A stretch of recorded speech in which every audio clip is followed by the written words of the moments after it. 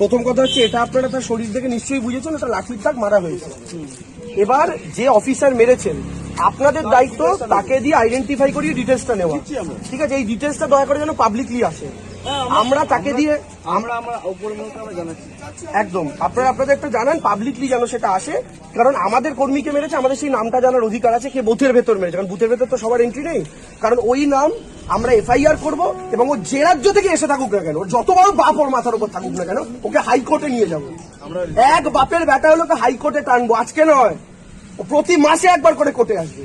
ও প্রতি মাসে আসবে, নামটা আমাদেরকে জানাবেন প্লিজ। আমরা রিপোর্টটা দিচ্ছি। হ্যাঁ, এই রিপোর্টটা যেন ঠিকঠাক যায় স্যার, এটা অনুরোধ রইল। হ্যাঁ, যেভাবে মেরেছে যে রাজ্য থেকে এসে থাকুক না কেন, যত বড় বাপ ওর মাথার উপর থাকুক না কেন, যে রাজ্য থেকে এসে থাকুক না কেন, যত বড় বাপই কেন্দ্রীয় বাহিনী হয়ে থাক না কেন, কোর্টে টানব বললেন দেবাংশু ভট্টাচার্য, চুঁচুড়া থেকে যিনি হয়েছেন তৃণমূল কংগ্রেসের প্রার্থী, যিনি ভবিষ্যতে যদি জিতে যান তাহলে আইন বানাবেন।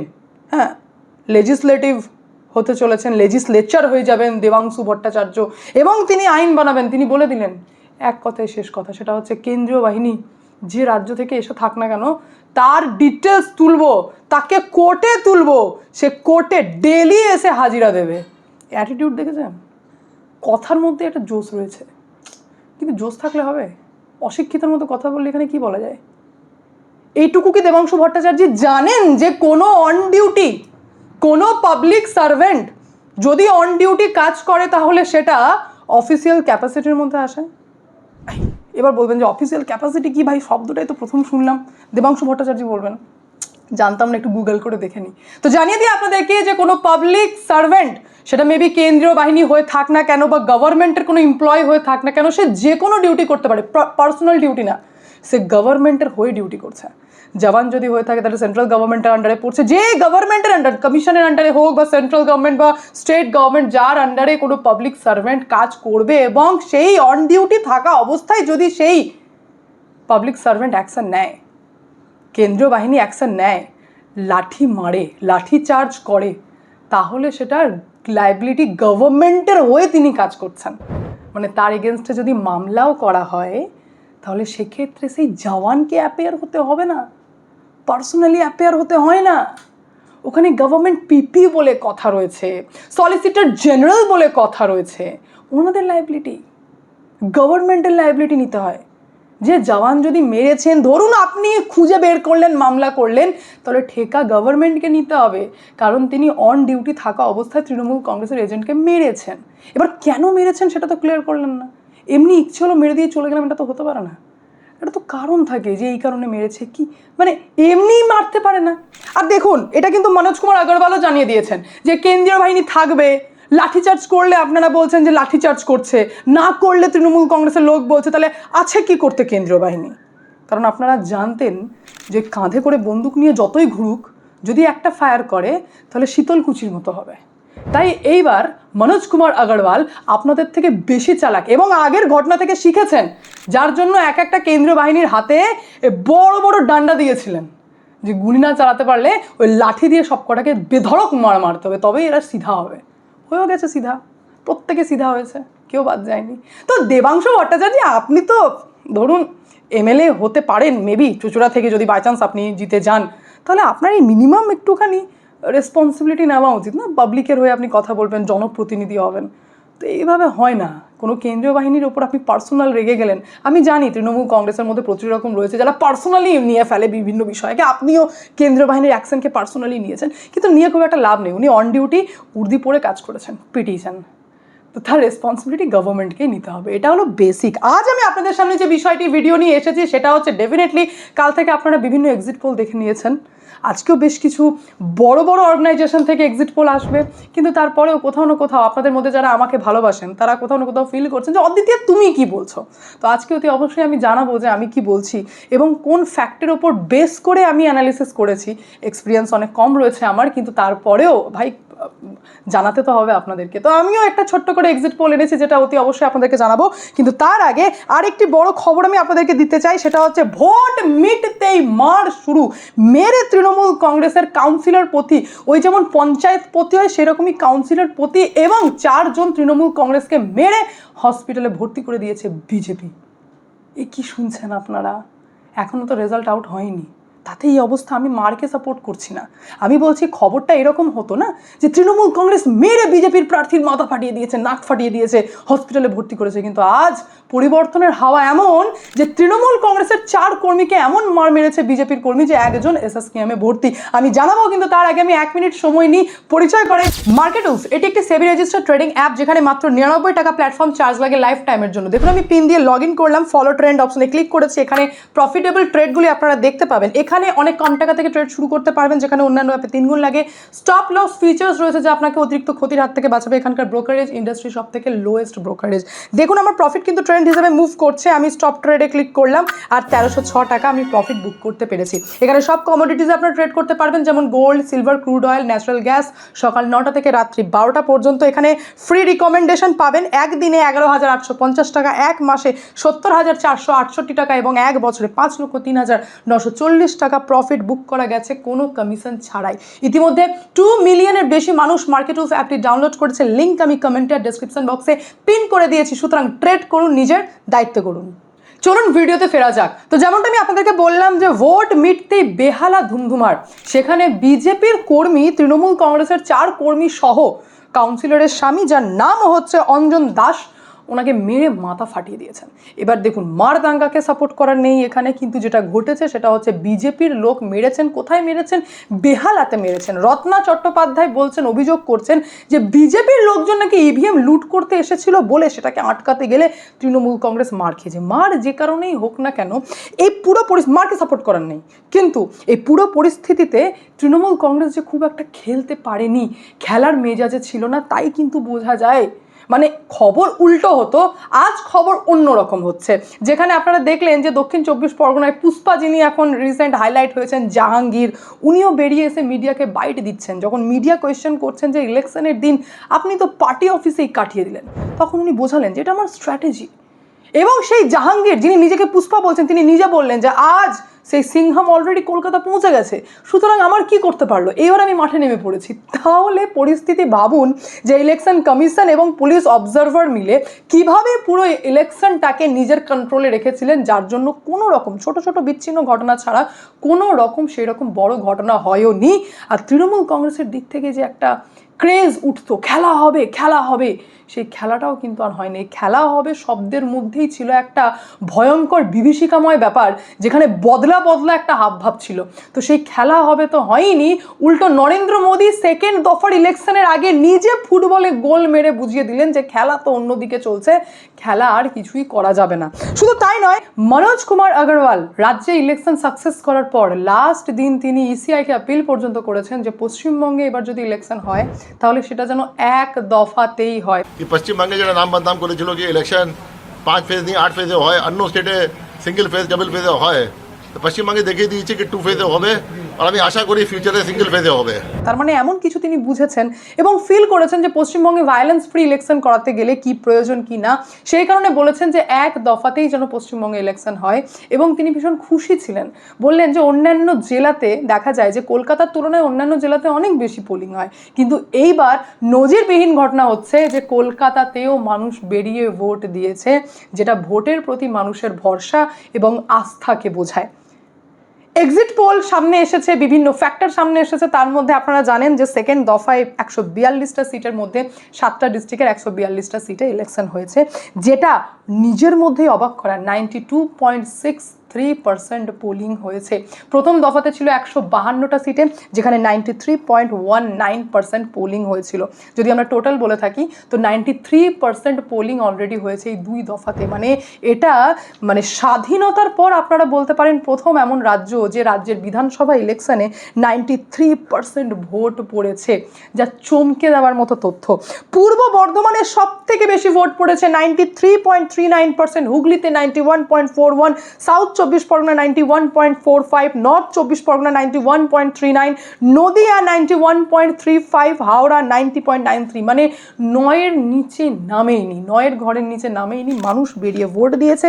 এটা কোথাও না কোথাও বোঝায় যে অ্যাগ্রেসিভলি অ্যাগ্রেসিভলি মানুষ বেরিয়ে ভোট দিয়েছে। এখানে একটা ফ্যাক্টর আপনারা যেমন এসআইআর দেখছেন, আর সেকেন্ড ফ্যাক্টর কিন্তু আপনাদেরকে অ্যান্টি ইনকামবেন্সিও দেখতে হবে, কারণ পরিবর্তনের হাওয়া শুধুমাত্র 2021-এ ছিল তা নয়, এইবার মানুষ টিকিট কেটে কেটে এসে রাজ্যে ভোট দিয়েছে। এরপরেও যদি তৃণমূল কংগ্রেস জেতে, ধরুন এরপরেও তৃণমূল কংগ্রেস জিতলো, তো অ্যাটলিস্ট আমরা এটা তো বলতে পারবো যে ভোট লুট করে বা ভোট চুরি করে তৃণমূল কংগ্রেস জেতেনি, তৃণমূল কংগ্রেসকে গণতন্ত্র চেয়েছে বলে জিতেছে। সেটা তো আমরা 4 তারিখে জানতেই পারবো যে টিএমসিকে চায় নাকি পরিবর্তন চায়। রেজাল্ট আমরা 4 তারিখে জানবো।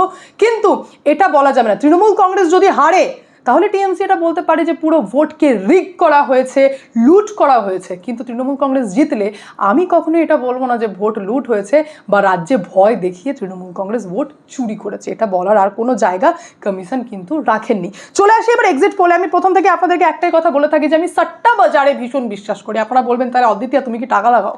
তো আমার অ্যান্সার হচ্ছে না, আমি টাকা লাগাই না, কিন্তু যারা টাকা লাগায় আমার তাদের প্রতি রয়েছে হিউজ ভরসা। মানে তারা নিশ্চয়ই ব্রেন দিয়ে টাকা লাগে। বারবার আমি যে কথা আপনাদেরকে বলে আসি, তারা মানে টাকা লাগাচ্ছেন ভাই, মানে দাও খেলছেন। এখানে ইমোশন কাজ করবে না, এখানে ম্যাথ কাজ করবে, এখানে ইকুয়েশন কাজ করবে, এখানে মানে ফ্যাক্টর কাজ করবে, ব্রেন কাজ করবে, সব থেকে বড় কথা। তো এইবার মুম্বাই সট্টা বাজারে যা রেজাল্ট দেখা যাচ্ছে এক্সিট পোলে, তা দেখাচ্ছে বেঙ্গল ঐতিহাসিক জয় করছে। অর্থাৎ মোদি যে কথা বলেছিলেন কোনো কোনো জেলা থেকে অদ্ভুত রকম রেজাল্ট হতে পারে, সেটা একমাত্র এই মুম্বাই সট্টা বাজার থেকেই দেখা যাচ্ছে যে যারা এক্সিট পোল করেছেন, এবং এখানে বিজেপিকে বেঙ্গলে ঐতিহাসিক জয় দেখাচ্ছেন বিজেপি পেতে পারে 175 থেকে 185, তৃণমূল কংগ্রেস পেতে পারে 127 থেকে 132, এবং অন্যান্য পেতে পারে সিঙ্গল ডিজিট। মানে এখানে অন্যান্যর কোনো গল্পই নেই, এখানে ফাইট সরাসরি তৃণমূল কংগ্রেস আর বিজেপির মধ্যে হচ্ছে, যেখানে বিজেপি ভয়ঙ্কর রেজাল্ট করছে। এটা দেখাচ্ছে মুম্বাই সট্টা বাজার। সেরকমই দিল্লি সট্টা বাজারে চলে এলে দেখতে পাবো যে নেক টু নেক ফাইট দেখাচ্ছে। যেমন দিল্লি সট্টা বাজারে দেখাচ্ছে যে 140 থেকে 143টা পেতে পারে বিজেপি, তৃণমূল কংগ্রেস পেতে পারে 146 থেকে 149। মানে এখানে তৃণমূল কংগ্রেসকে জিতছে দেখালেও একটা নেক টু নেক ফাইট তারা বোঝাচ্ছে যে হালকার মধ্যে হয়তো তৃণমূল কংগ্রেস বেরিয়ে যাবে, বিজেপিও কিন্তু এজে থাকবে। এটা দিল্লি সট্টা বাজার বোঝাচ্ছে। মানে প্রেডিক্টই করা যাচ্ছে না, এত হাই ভোল্টেজ ইলেকশন বেঙ্গলে হয়েছে। এবার আমরা চলে আসবো পলি বাজার, যেটাকে বলা হচ্ছে পলি মার্কেট। এটা বিশ্ববিখ্যাত একটা মার্কেট, যেখানে স্যার সেম ব্যাপার, টাকা লাগানো হয়, কিন্তু শুধুমাত্র ইলেকশন ক্ষেত্রে নয়, বিভিন্ন ক্ষেত্রে।